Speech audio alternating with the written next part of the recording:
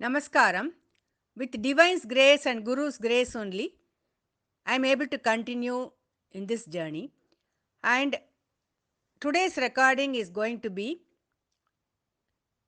a chapter in Bhagavatam.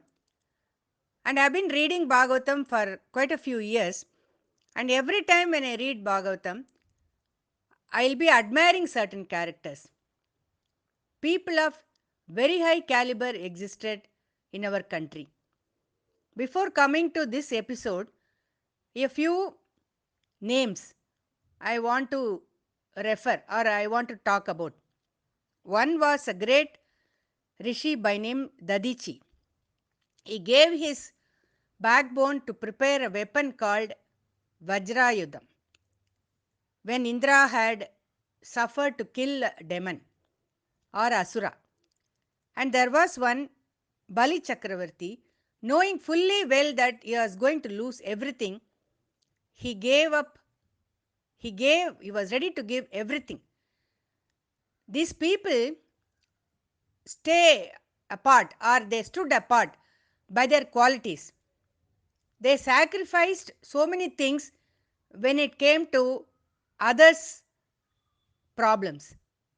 So these people always remained in my memory, and I wanted to share some of these qualities which I always used to admire whenever I read Bhagavatam. Before coming to this actual episode, a little bit about Vishvamitra I want to say. Vishwamitra's ultimate aim was to become a Brahmarishi. For that purpose, he had done years and years of penance or tapas.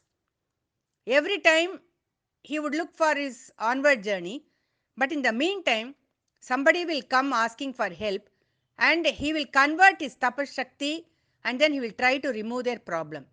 There are many episodes which are found in Ramayana also and in Bhagavatam also and in Mahabharata also, where men of sacrificial qualities existed, and it is my duty to project their contribution for the sake of others what they have done.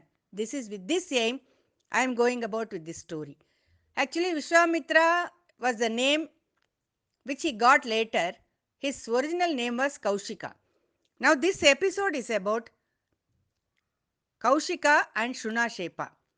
Shunahshepa was a small boy and he was a total stranger to Kaushika.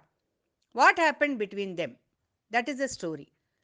There was a king by name Trishanku and he had a son by name Harishchandra. And Harishchandra got a son by the grace of Varuna, and there was a condition kept for Harishchandra that the child had to be returned to him as soon as the child was born. That was the condition Varuna had put to Harishchandra. The child came to this world and Harishchandra the king could not return the child back to Varuna because of his affection and love. That child's name was Rohita. As a result of that, Varuna cursed, or I should say punished the king. He got a disease called Mahodara. Rohita started growing up and slowly he understood that his life was in danger, that he had to be given back to Varuna. So he leaves for forest. And then he was there for some years and he came to know after a few years that his father was very sick. So he decided to return to the kingdom. While he was returning to the kingdom, what happened? This I am going to talk in my next episode.